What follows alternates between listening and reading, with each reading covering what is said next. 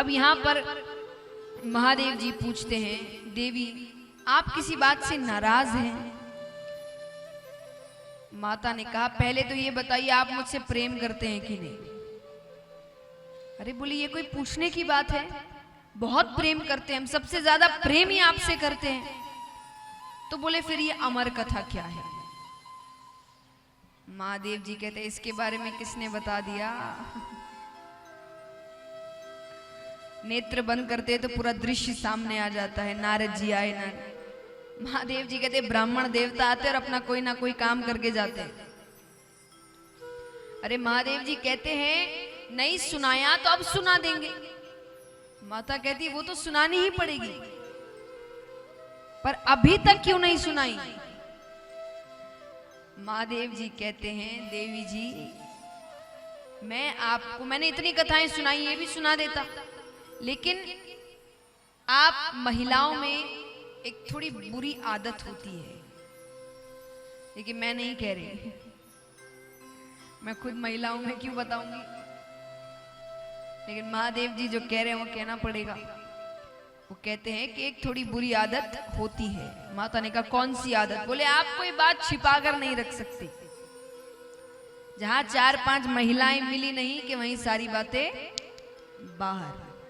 और ये कथा सबको नहीं सुना सकते। कथा के नाम से आप समझ रहे हैं, क्या नाम है कथा का? अमर कथा, यानी सुनने वाला अमर हो जाएगा। तो ये तो नहीं सुना सकते ना ऐसे हर किसी को। माता ने कहा मैं किसी को नहीं सुनाऊंगा, मैं वचन देती हूँ, आप मुझे सुनाइए ये कथा। तब महादेव जी कहते ठीक है।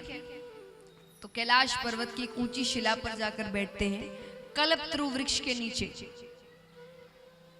अब महादेव जी कथा आरंभ करने वाले हैं, उससे पहले महादेव जी ने पहली ताली बजाई।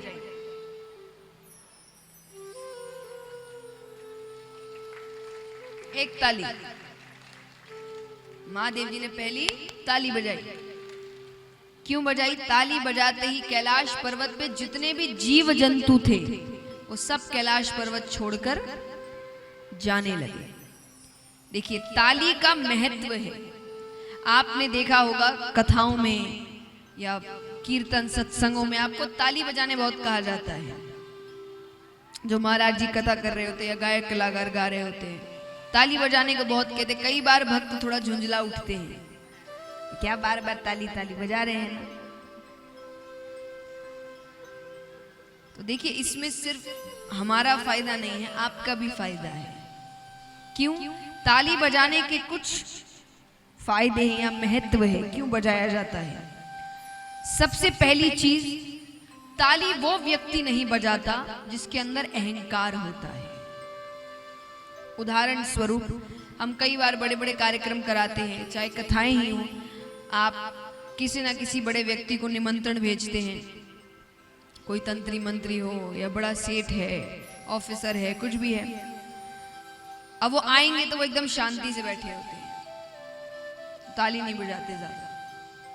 उसी व्यक्ति को अपने घर पर अपने पोते पोती के सामने उसको हंसाने के लिए जोर जोर से ताली बजाने में शर्म नहीं आती है, पर कथा या कीर्तन में आकर ताली बजाने में बड़ी शर्म आती है। और कोई ज्यादा ही फोर्स कर दे उनको ताली बजाने को, तो उनका अपना एक तरीका होता है ताली बजाने का।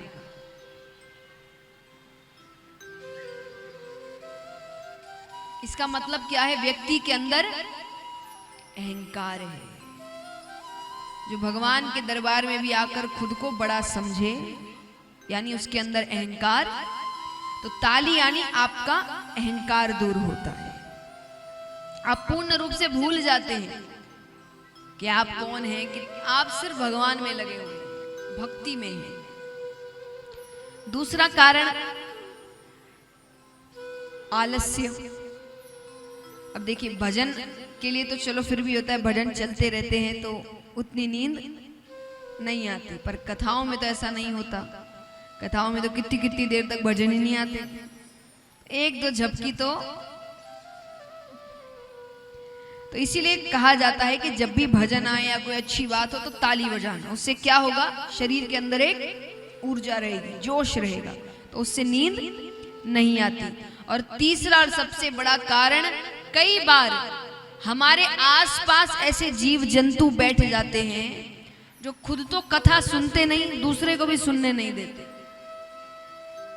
खास करके कथा हर थोड़ी देर में सुपारी लेंगे, सौंफ लेंगे, पानी पिएंगे, कहाँ के हैं, कहाँ से आए हैं, पूरी कहानी वो कथा में ही कर लेंगे।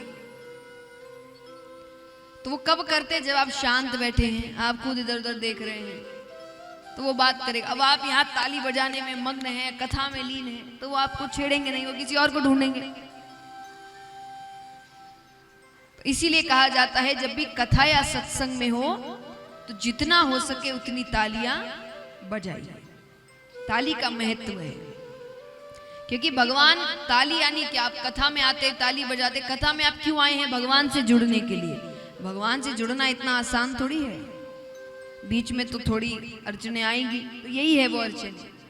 तो ताली बजाने से ये सब